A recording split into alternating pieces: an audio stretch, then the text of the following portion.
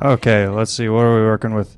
I see we've isolated the women to one side of the room and a little bit of an exchange. One guy over here, one woman over there, and just, it's like a prisoner exchange in war. That's nice. How are we doing, guys? We doing? Yep, you don't respect my authority. Got it. It's okay. It's a nice day. It was a little hot today. A little hot, but it's nice overall. Yeah, do we agree? Pretty nice. Yeah, photographer. Yeah, good. No, I'm starting to feel good again. I was home for a little bit. I don't like being home. I got a weird family. I love my family. I love my family a lot, but my mom did get me a do-rag for Christmas. And yes, I love my family even though she got me a do-rag for Christmas. And I love her even though it matches her do-rag. I do. We have matching do-rags, and it's a Christmas gift, so you can't return it, and no receipt. I would have liked a receipt. I would have liked to exchange it for, like, socks or a different mother, but no, that right away, taken away from me. My mom's really worried that I live in New York and that I tell people I'm Jewish. This is what worries her. She's like, you got to stop telling people you're Jewish because there's people in New York and they're going around and they're punching the Jews, and they're not. But she's like, there's people, they're going all around New York, they're punching the Jews. And I mean, even if that were true, don't you think they would start with the ones with the hats? Don't you think that would be their first, like, all right, we're going to punch all the Jews. Where do we start? Like, what about vaguely NYU Tisch-looking guys? No. We're going to start with the hats. We're going to start with the big hats. We're going to start with the big hats, and then when we get through all the big hats, we're going to go to the small hats, all right? I mean, it's unrealistic, like they would never find me, and even if they did, even if they made it through all the big and small hats, it would be so long before they made it to the type of Jewish hat I wear, which is just a Mets cap. Really, it's not... It's so many fans, and I live in a Hasidic neighborhood, so even if someone was like, I'm going to punch you for being Jewish, I'd be like, what about that guy? What about him? Look at him, bigger hat, we already got him. Go back, try again. No, that's a little wrong to say. No, I would never get punched in the face for being Jewish. If someone punched me in the face, I would assume it's because I deserved it. That would be my first guess. Or because they're a Giants fan, one or the other, It would never be because they're like, you're Jewish. No, it would be, it's interesting. I've never even been asked if I'm Jewish by someone who's not Jewish. Like, the only person that's ever asked me are like those guys on the street corners who are like, you Jewish? And I always lie. I just say, no, I'm not. I used to say yes, and then they would mitzvah me, and I don't like being mitzvahed. I hate the mitzvah. So now I go, no.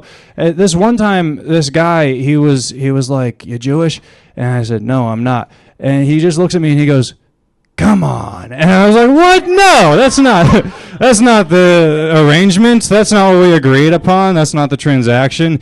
That really upset me. I felt a little encroached on in that moment. I hit him. I called my mom. I was like, it's me. I'm the one punching the Jews in New York. It's me. It's been me all along.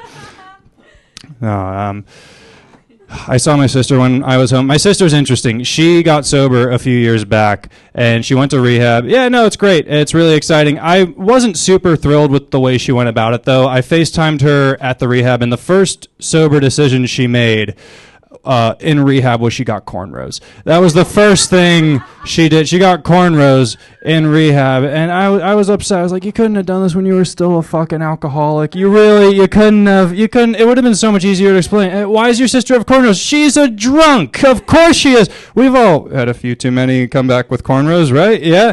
You're crossing your arms. That means probably not. No. You're crossing your arms, and for some reason it means probably yes. I don't know why. You've come home after a long night with some cornrows before. No, she is sober now. It's interesting. We have the same medication, and we were talking about it, and she was like, we both take Adderall, and she was like, oh, how much Adderall do you take? And I was like, I take 10 milligrams a day.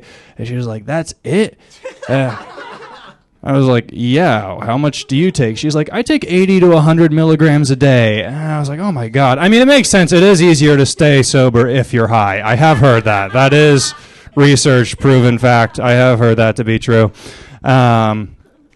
Oh man, what else have I been up to? I've been really bad at sleep lately. I stayed up till 3 a.m. the other night watching Life of Pi. I'm a few years behind on Oscar movies, I'll be honest. Life of Pi is an interesting movie because it's supposed to like make you. It's like a biblical story, and you're supposed to believe in God by the end of the movie. And the way they do this, it's like a shipwrecks at sea, and then a tiger and a boy are stranded on a lifeboat. And the way that they try to get you to believe in God is they use a CGI tiger. And that's the part that I got hung up on. Like, you're going to use a CGI tiger to make me believe in God? If you want me to believe in God, put a real Bengal tiger in that boat with that little boy. Put him in there. If the boy makes it to the end of filming, I'll try church. I'll try church a little bit. And it's a union job, so it'll be like 5 Bengal tigers, you know. If that boy makes it to the end of filming, there's some divine intervention going on, maybe. They interview him afterwards. They're like, what was it like working with a live Bengal tiger? He's like, bad, very bad. I had 2 arms at the beginning of filming. No. That's a fun one. What else do I want to talk about? I used to do ballet for a long time, and so when I go to strip clubs, it is for the dancing. Yes, that is how it works. My girlfriend doesn't believe me. She's like, you go for the tits. I'm like, I go for the technique. No. We've been fighting a lot, which is crazy because she's made up. She is not real. She's a made-up girlfriend. We've been fighting so much that I've been sleeping on my real couch, believe it or not. I didn't even know that was an option, but it's happening. My roommate goes to the bathroom at 3 in the morning. She's like, what happened? I'm like, I lost the fight. No, the thing I miss most about doing ballet is throwing women. Honestly, no, it's seriously, when you're a guy in ballet, that is like your main job. They're like, someone just comes up to you, they're like, we got these women that need throwing, and you're like, I'm on it, boss. And then you clock in, and that's your job. And it's fun, because if you throw them high enough, they make a noise. And it's hard to put that on a resume for other jobs. And, you know, like, no, one time she screamed because she didn't think she was coming down. And, no one tells you this. You can't throw women when you stop dancing. You can't. And I've tried, and you can't do it. I try sometimes in the grocery store. If someone asks me to reach something from a high shelf, I'll be like, do you want me to get it for you? Or do you want to work together and get it the fun way? And I'm not allowed at Whole Foods anymore. I have to order my groceries. I can't really do that either because I tried lifting a delivery driver, and he wasn't happy. He was like, you got to leave a big tip for that one. But I used to get called gay a lot for doing ballet, which, you know, it used to bother me, then it stopped bothering me. And then recently I was thinking about it. It started bothering me again because I realized no one ever thinks you're gay because they think you're a top. You know, like they never... And that, I don't know why, but I want, like, it's like, you know, calling someone gay is already disrespectful. I would like the respect of, like, hey, are you gay? Because you are dominating this room right now. You're really... Your masculine energy, I'm picking up on it. You're doing something really special with that.